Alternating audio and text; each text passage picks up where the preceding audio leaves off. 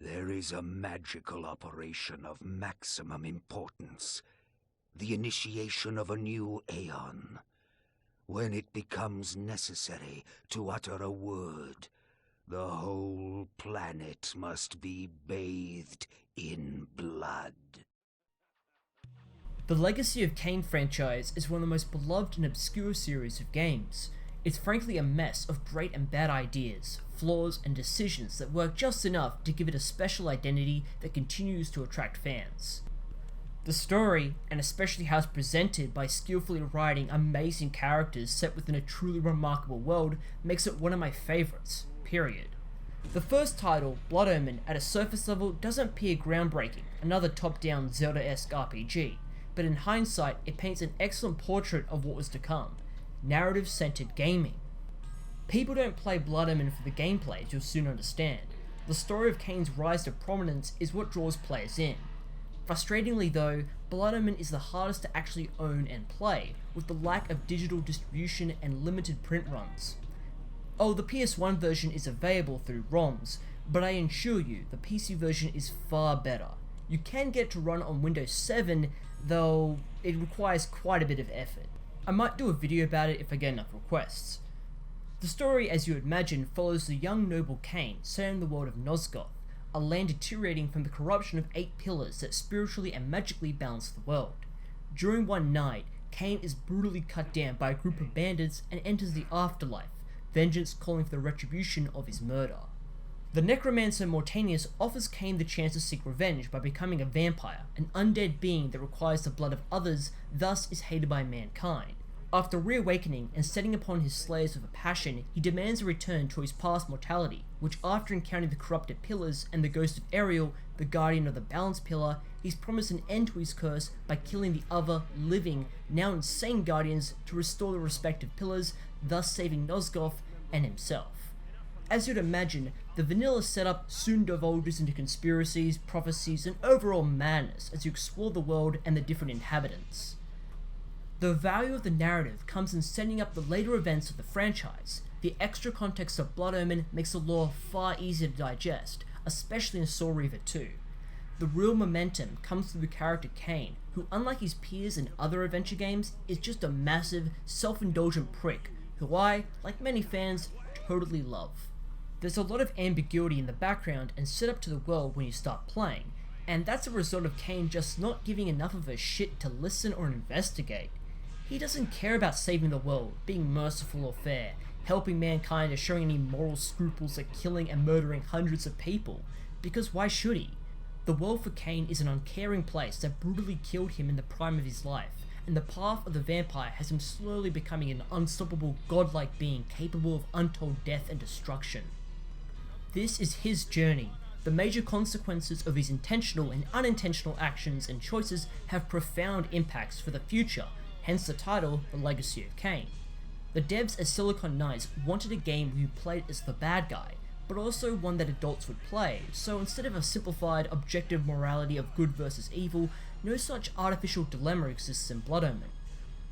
Rather than having no morally good characters, there's just different shades of grey.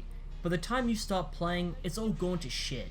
The heroes of the world who aren't dead have turned into murderous psychos or insane deities, and everyone else is just trying to survive. It helps Kain's bloody single-minded selfishness seem more understandable and even relatable in a way. Wait, does that make me a psychopath? Much of the game is reliant on spoken dialogue, narrated by Kain, directing the player where to go, describing locations and items, and giving more insight to the world and the different locales.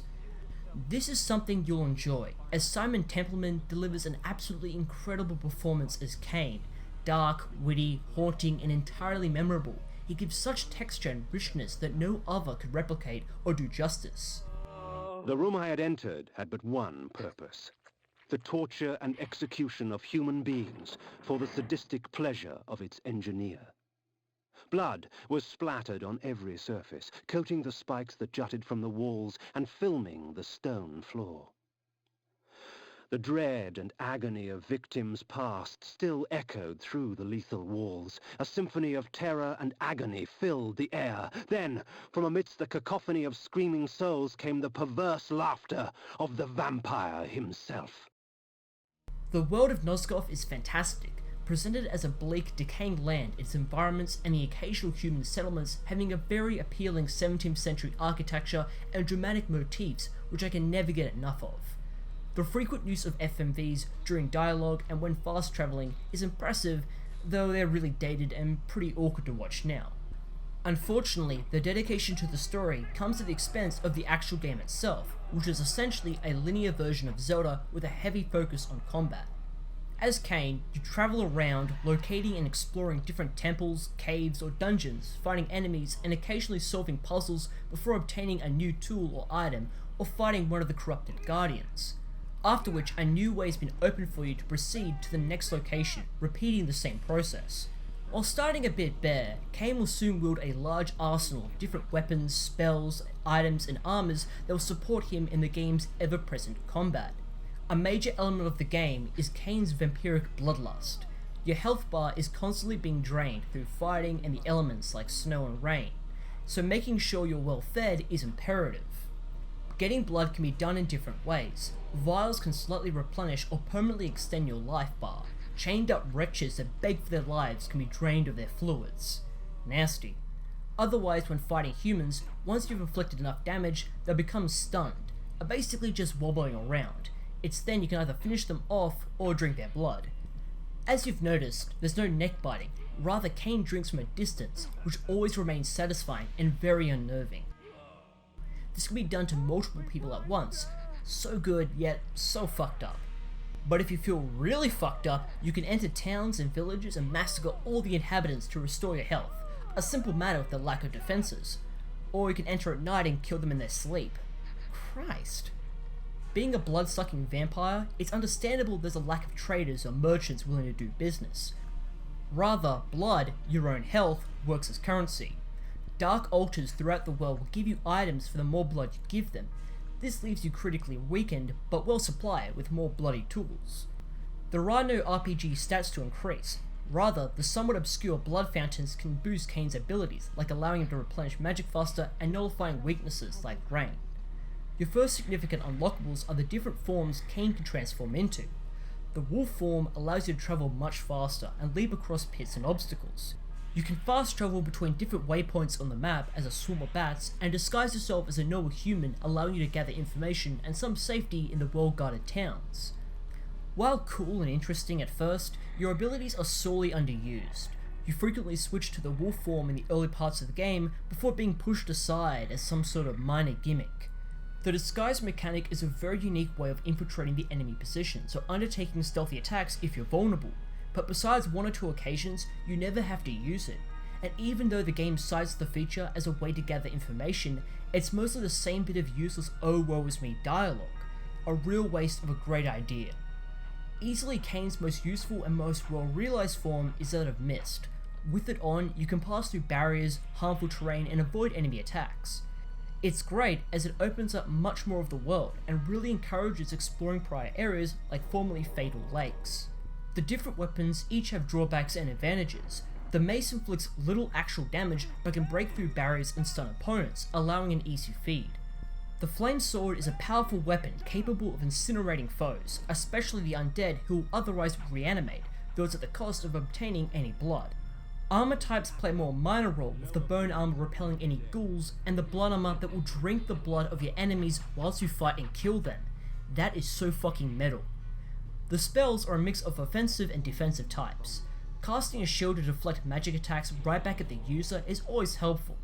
Area of effect spells can suck all the blood from a screen or cause enemies to start fighting each other, softening them up a bit. One of the more interesting spells is possessing either a human or monster, allowing you to reach remote locations, trying out very different and often devastating attacks on their own allies, and solving different puzzles, which is really neat stuff. The items are far less utilitarian, but are still good, gory fun. Slow time can make avoiding attacks a non-problem. Implosion does exactly that, implodes people. And the font of putrescence reduces enemies into a toxic pile of goo that will instantly liquefy anyone approaching. Nice. Overall, your equipment and skills just make the gameplay a bit simpler, but they also add to one of Bloodmoon's most positive features, the exploration of the world itself. It is a fairly linear game, but it doesn't hold your hand with waypoints or constant interruptions. There's enough of the beaten track to encourage going that extra bit further to discover a cache of rare items or a special arena filled with monsters to kill. As you get stronger, prior areas open up more, enticing you to fully investigate them. It's quite easy to completely miss a powerful skill, but I like that it can happen, which makes it far more rewarding when you find them. It's a true discovery. It's just a real shame that with all of Blood Omen's features and earnest direction, fighting in the game just isn't that good. It's a mediocre and clumsy system which I rarely enjoyed. Controlling Kain can be done either through the keyboard or the gamepad. While having the choice is good, the keyboard is a far better option. You're forced to use the arrow keys for movement and the mouse is unusable. But with the controller, be it the PC or the PlayStation version, the game becomes very slow and clunky, making maneuvering to avoid attacks a hassle, something you need to do a lot of. At first, attacking enemies is straightforward, but the greater the opposition becomes, the greater the cracks become apparent. For one, you can't tell whether or not you're inflicting any damage. You assume you're doing something, but otherwise you're just wasting time. This, and Kain's often delayed and inconsistent animations, can make some weapons like the battle axes very weird to use, especially when enemies can interrupt your attacks with their own. You can get totally ganged up on as a result, with your attacks being stopped as Kain is thrown all over the place, killing you really quickly. Or better yet, being stuck between a rock and a hard place, because that's fair, right? The UI ain't much better. You have a hot wheel of spells or items you can quickly select or swap in and out of through the inventory screen. This is fine, but you can only have one spell or item at the ready, forcing you to constantly switch between a certain spell or item rather than having separate buttons mapped to the two categories. This leads to constant pausing as you pick a spell to use, then the item, then the spell. This will happen a lot, slowing down the gameplay to a crawl. It is really frustrating because together, items and spells can make some really effective and devastating combinations in real time. It gets worse with changing weaponry. You have to constantly go into your inventory, sort through a dozen pieces of gear before making a choice. The lack of any hotkeys means this will happen about every 30 seconds, totally ruining the flow and pace of gameplay as you're constantly coming up against enemies that need to be dealt in different ways. Technical issues can make some enemies really unfair. Hitboxes are fucked, making ranged enemies brutal as they can hit you through walls and disconnecting you from fighting as you just can't hit anything. This all adds up to a very frustrating game, but it's made pathetically simplistic and easy with the Heart of Darkness items you pick up. These are essentially Zelda's fairies where if you die they bring you back. They also work as healing potions you can use rather than hunt prey.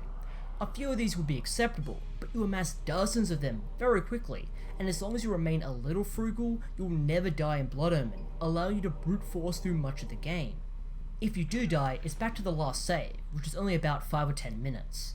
Eventually, you just get tired of the bullshit and start relying on really cheap tactics, like funneling enemies into groups before stunning them twice with a mace, allowing you to consume them.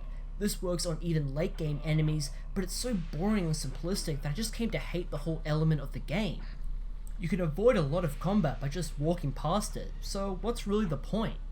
But you keep going, because the game still throws you a bone occasionally. After hacking through legions of demonic monstrosities, you obtain the Soul Reaver, allowing you to obliterate everything in your path in one hit, including the bosses. The gruesome details of humans and beasts alike meeting bloody ends through a range of animations is nice eye candy and makes the combat feel just rewarding enough. Obviously, the story is what makes the struggle worth it, as you want to see how it all wraps up, what it all means, and preparing you for the journey ahead in the sequels. Blood Omen is a mess of great and bad ideas, but the great ones are enough to keep you playing and me to finally call it a great game. This is another example why I don't score games, because what would I give this one? I feel these mixed feelings are only going to continue as the other games share similar issues. Otherwise, Blood Omen is a solid launching point for an excellent, tarnished franchise, which would only get more epic and brutal, and one I highly, highly recommend. Vae Victus. You will have the blood you hunger for.